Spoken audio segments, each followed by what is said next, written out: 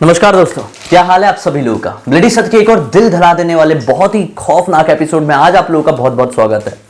दोस्तों, सबसे पहले मैं आपको इन्फॉर्म करना चाहूंगा कि कल मेरा बर्थडे है, इसलिए आज का ये जो वीडियो होने वाला है ये थोड़ा सा नॉर्मल होने वाला है, क्योंकि मेरी एज 1 साल और ऊपर बढ़ गई है। तो एक दिन के लिए थोड़ी सी मैच्योरिटी तो बनती है ना। आज हम ड्रामेटिक वे में नहीं, बिल्कुल नॉर्मल वे में बात करेंगे ऐसे टॉपिक्स के ऊपर, जिन टॉपिक्स के ऊपर मुझे ना जाने कितने बार कितने सारे लोगों ने बोले हैं। मेन टॉपिक मैंने उठाया हूं, जो 3 मेन टॉपिक हैं, जिसमें से आज हम 2 के बारे में ही डिस्कस कर पाएंगे। कुछ ऐसा दिमाग में आ गया तो हम आगे कर पाएंगे।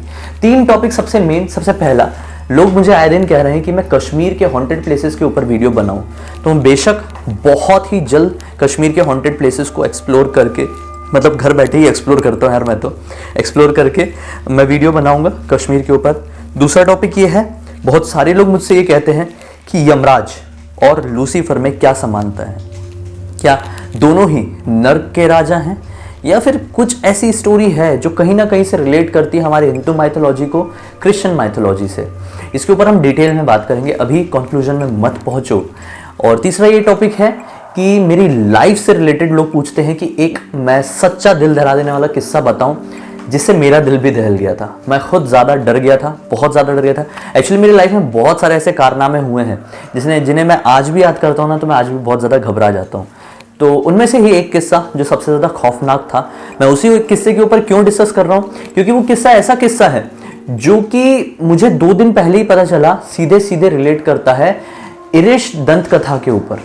मैं खुद शॉक्ड हो गया जब 2 दिन पहले मुझे उस दंत कथा के बारे में पता चला, उस माइथोलॉजी के बारे में पता चला, उस कैरेक्टर के बारे में पता चला। तो मैं शॉक्ड हो गया कि वो वाकया तो मेरे साथ भारत में ही, मेरे छोटे से शहर में ही, भोपाल में, मतलब तकरीबन 8 या 9 साल पहले बीता था। तो मैं बहुत ज़्यादा शॉक में चले गया, यार ये कैसे हो सकता है। मतलब सचमुच में जो हुआ था मेरे साथ उस दिन वो नॉर्मल नहीं था, वो सचमुच में कुछ पैरानॉर्मल था, जिसे मैं आज तक इग्नोर करता चला आ रहा था। खैर, उस टॉपिक के ऊपर हम बात करेंगे, लेकिन उससे पहले हम बात करते हैं यमराज और लूसीफर की। बहुत सारे लोग मुझसे पूछते हैं कि भाई क्या समानता है, मैं इसके ऊपर एक वीडियो ज़रूर बनाऊँ। तो मैं आज आप लोगों को बता देता हूँ कि यमराज और लूसीफर का क्या सिस्टम है। जो लूसीफर है, क्रिश्चियन माइथोलॉजी में गॉड का पहला बेटा माना गया है, ईश्वर का पहला बेटा। ईश्वर का पहला बेटा जब हुआ था तो वो बहुत ही खूबसूरत था, उसके अंदर काफ़ी ज़्यादा मतलब क्वालिटीज़ थी, वो बेस्ट था, वो लूसीफर ही था। लेकिन किसी वजह से उसके अंदर कुछ ऐसा आ गया था, ईगो या कुछ कहो, उसने गॉड की पूरी बातें नहीं माना। फिर एंजल्स और लूसीफर के कुछ लोग थे, उनके बीच में युद्ध हुआ और उन्हें लूसीफर को हटा दिया गया, उन्हें नर्क दिया गया, वो नर्क में चले गए। इसके पीछे एक डिटेल वीडियो बना चुका हूँ यार, मैं फिर से उसमें नहीं जाना चाहता, उसकी लिंक इस वीडियो के डिस्क्रिप्शन बॉक्स में डाल दूंगा। आज हम समानताएं की बात करेंगे, यमराज की बात करते हैं। यमराज एक ऐसे गॉड, एक ऐसे देवता माने जाते हैं। बहुत सारे लोग ये समझते हैं कि यमराज एक ऐसे गॉड है जो मौत के गॉड होते हैं, गॉड ऑफ डेथ। नहीं, ये गलत है। यमराज गॉड ऑफ डेथ नहीं है, यमराज मौत के, मृत्यु के देवता नहीं है। यमराज जस्टिस के देवता है, यमराज धर्म के देवता है। धर्म यानी जो सबसे बड़े धर्मी होते हैं देवताओं में, वो यमराज को ही माने जाते हैं। तभी कोई भी इंसान की जब मृत्यु होती है तो यमराज ही होते हैं जो धर्म करते हैं। किसी इंसान ने अपनी जिंदगी में क्या अच्छा किया, क्या बुरा किया, उसकी पूरी जिंदगी का लेखा जोखा यमराज के पास ही होता है। और उसी हिसाब से यमराज एक तरह के जज हैं, इस दुनिया के हमारे जज हैं।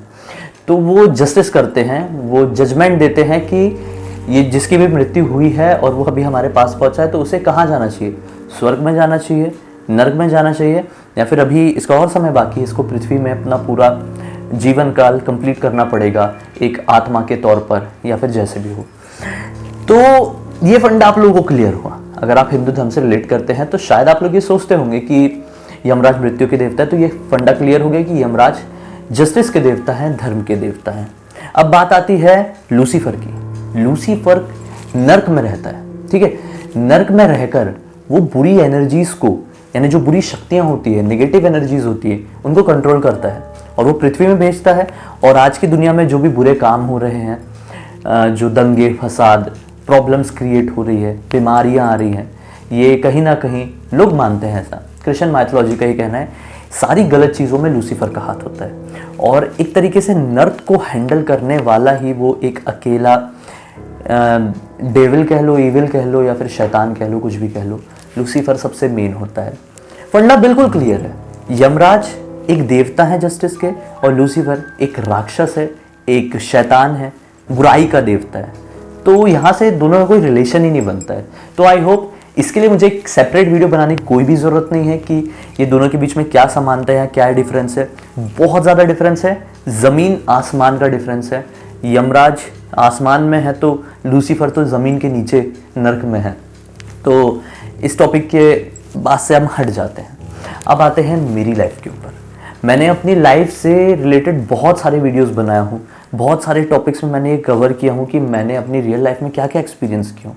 मेरे साथ बचपन से ही बहुत ही सारी खौफनाक घटनाएं हुई हैं, बहुत ही डरा देने वाली चीज़ें हुई हैं। बचपन से मीन्स जब मैं पढ़ाई कर रहा था, मैं कॉलेज में हुआ करता था, तो ये बहुत ज़्यादा मैं डर जाता था उन चीज़ों से। और एक टाइम ऐसा आया कि मेरे मन से डर पूरी तरह से ख़त्म हो गया, क्योंकि जब कोई भी चीज़ आपको बार बार डराने लगती है तो वो चीज़ का डर ख़त्म हो जाता है। तो मेरे साथ भी वही हुआ। अब मैंने सोचा कि भाई मेरे साथ इतनी चीज़ें बीत चुकी है, तो मैं उन चीज़ों को आप लोगों के साथ शेयर करूं, आप लोगों के साथ डिस्कस करूं, शायद आप लोगों का डर भी ख़त्म हो जाए और इसी तरीके से आप लोगों को नॉलेज भी मिल जाए और आप लोगों का एक अलग तरह से एंटरटेनमेंट भी हो जाए। तो खैर बहुत सारी कहानियाँ, जिसमें से सबसे डरा देने वाली कहानियाँ मेरे लिए, मेरे कहानी नहीं किस्सा, जो सबसे डरा देने वाला किस्सा था मेरे साथ हुआ था जब मैं शायद सेकेंड ईयर में था। भोपाल में रहता था, मैंने भोपाल से अपनी पढ़ाई किया हूँ इंजीनियरिंग की। तो एक रात की बात है, जो भोपाल में इंजीनियरिंग स्टूडेंट बहुत रहते हैं, बहुत मुंबई से भी जाते हैं, बिहार से भी जाते हैं और मध्य प्रदेश के काफ़ी इलाकों से भोपाल में लोग पढ़ने आते हैं। तो मैं भी गया हुआ था। तो ऐसा है कि जिस इलाके में मैं रहता था ज़्यादातर स्टूडेंट्स थे। उन लोगों की लाइफस्टाइल देखकर मेरी लाइफस्टाइल भी थोड़ी चेंज हो गई और अभी बस वही कंटिन्यू है कि रात रात भर जागना, दिन भर सोना और दोपहर में उठ के कॉलेज चले जाना, क्योंकि कॉलेज सुबह सुबह नहीं होता था हमारा।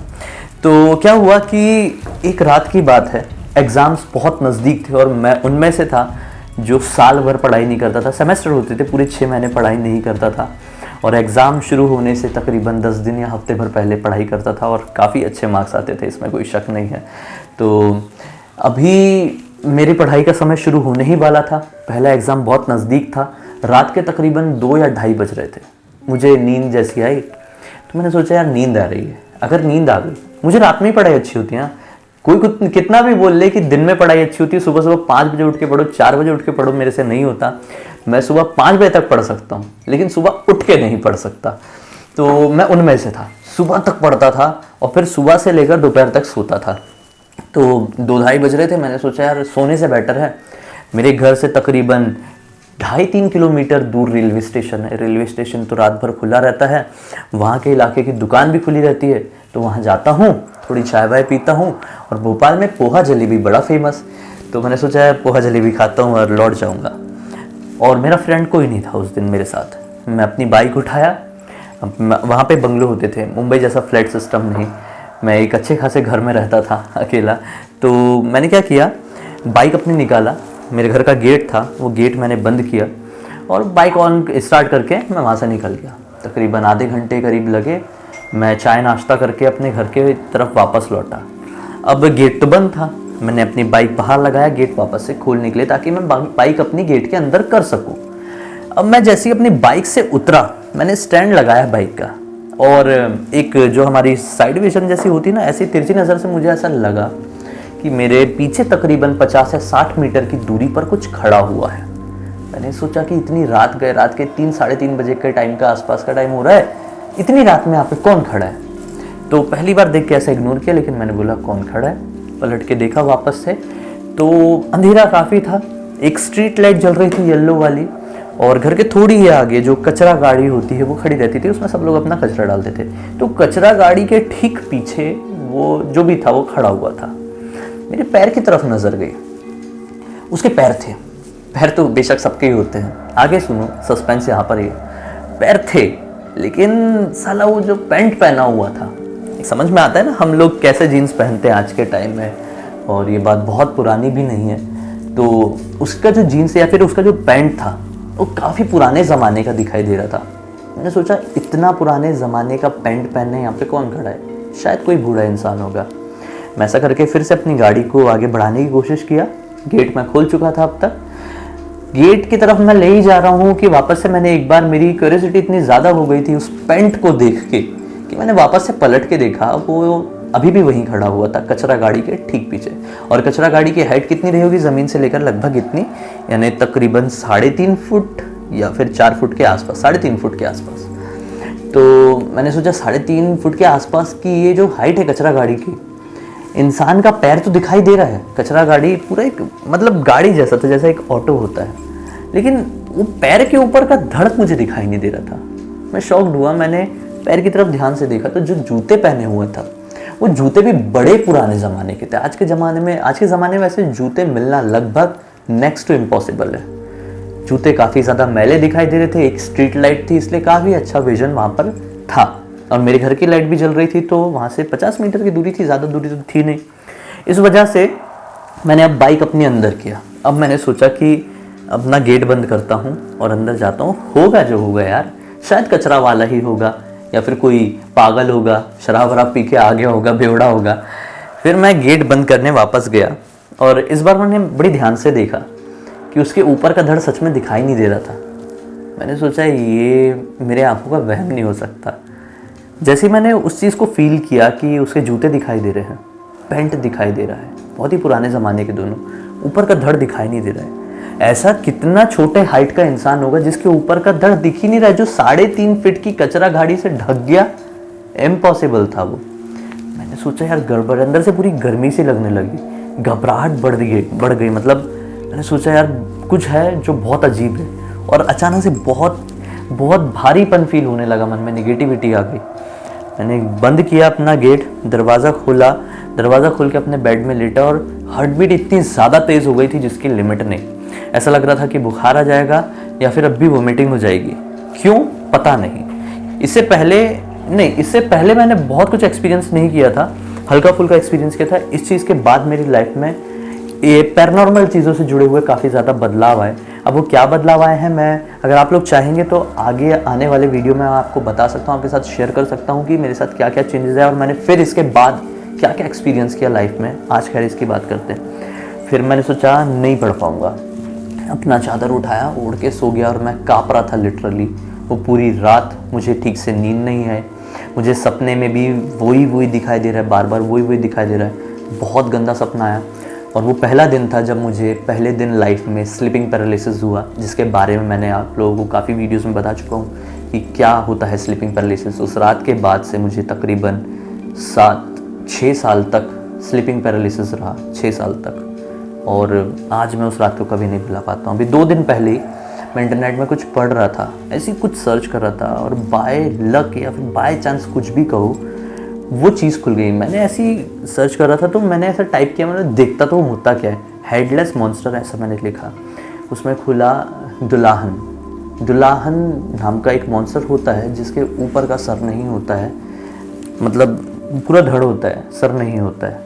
लेकिन ये मेरी स्टोरी से काफ़ी ज़्यादा मैच कर रहा था क्योंकि उसका पैर था, ऊपर का धड़ दिखाई नहीं दे रहा था, और इसका सर नहीं होता है। तो मैंने उसके बारे में पढ़ा। तो दुल्हन एक बेसिकली आयरिश फोक फेयर है, यानी कि दंत कथा है, वहाँ की माइथोलॉजी भी कह सकते हैं एक तरीके से, कि वहाँ पे एक राक्षस होता है या फिर एक भूत कह लो, जो कि काले घोड़े में सवार रहता है, काले कपड़े, काला साया जैसा दिखता है, उसका सर नहीं होता है, अपने हाथ में एक स्कल, इंसानी खोपड़ी का जो हड्डी होता है वो रखा रहता है, और उसमें कैंडल्स घुसाया रहता है। एक हाथ में उसकी कुल्हाड़ी जैसी होती जो कि इंसानी हड्डी से ही बनी रहती है, और वो बड़ी तेज़ी से ही घोड़े से अपने आगे बढ़ते रहता है। रास्ते में कोई भी रुकावट उसको रोक नहीं सकती। माना जाता है कि जब वो किसी भी इंसान के पास आता है तो उसे पसंद नहीं है कि कोई भी इंसान उसे घूर घूर के देखे या फिर उसे जज करे। कोई भी उसे जज करने की कोशिश करता है तो उसके ऊपर ब्लड की एक पॉलीथीन उसके पास हमेशा रहती है, एक ब्लड का बैलून कह लो, उसके ऊपर फेंकता है, जिससे इंसान को बहुत बड़ी कोई बीमारी हो सकती है। और फिर उसके बाद अगर इंसान को उस चीज़ से बचना है तो इंसान को अपने पास गोल्ड रखना होगा। गोल्ड की एक छोटी से पिन से भी उसको दूर भगाया जा सकता है। कभी कभी वो इंसान की आंखें निकाल के उसे जान ले लेता है, उसकी जान लेता है। कई लोग बोलते हैं कि उसके एक हाथ में उसी का सर भी होता है, जो कि काफ़ी बुरा, भद्दा, सड़ा हुआ भी दिखाई देता है, डरावना दिखाई देता है। और ये जो शैतान होता है, दुल्हन होता है, इसके बारे में इंडिया में बहुत कम लोगों ने जिक्र किए। मैं शॉक्ड हो गया कि इंडिया में किसी को कैसे नहीं पता है, किसी का इनकाउंटर नहीं हुआ। मेरा तो हुआ इसके साथ। अभी बात ये आती है कि दुल्हन क्यों आता है कहीं पे भी। वो मुर्दों से अट्रैक्ट होता है, वो मुर्दों के पास जाता है, उनके पास कोई तंत्र विद्या, कोई विधि करता है, कोई काला जादू करता है या फिर क्या करता है पता नहीं, इसके बारे में मैं अभी भी रिसर्च कर रहा हूँ, और फिर वो वहाँ से वापस लौट जाता है। इस दुनिया का कोई भी दरवाज़ा, कोई भी शक्ति इसको दुल्हन को नहीं रोक सकती। मैं आज भी नहीं समझ पाया कि ये एरेश दंत कथा भारत में मेरे साथ कुछ साल पहले कैसे बीत गई। इस सवाल का जवाब मैं नहीं जानता क्या होगा। कहीं कुछ ऐसा तो नहीं था जो मुझे इस पैरानॉर्मल दुनिया में ढकेलना चाह रहा था। शायद ये होनी आज से ही रिलेटेड थी। शायद मेरी किस्मत में उसी टाइम लिखा गया था कि मुझे आगे चल के कुछ ऐसा काम स्टार्ट करना है, आप लोगों से जुड़ना है। इसलिए मेरे साथ वो घटना उस दिन हुई थी और मेरी लाइफ में ऐसे पैरानॉर्मल बदलाव आए थे। खैर, आज का वीडियो बहुत ज़्यादा बड़ा हो गया, इसलिए वीडियो को यहीं पे एंड करते हैं। मुझे पहले से देखते हैं और मुझे जानते हैं तो इस वीडियो को लाइक कर देना। मुझे पहली बार देख रहे हैं तो इस चैनल को सब्सक्राइब करके बेल आइकन के दबा के ऑल के ऑप्शन में क्लिक करना। मुझसे पर्सनली जुड़े रहना चाहते तो इंस्टाग्राम की लिंक इस वीडियो के डिस्क्रिप्शन बॉक्स में है। चाहते हैं कंटिन्यू करूँ तो कमेंट सेक्शन में बताना। इसके आगे का पार्ट, इसके आगे की कहानी ज़रूर सुनाऊंगा अगले वीडियो में। अगले वीडियो में फिर से मिलते हैं, तब तक के लिए बहुत बहुत धन्यवाद। चलो बाय बाय बाय।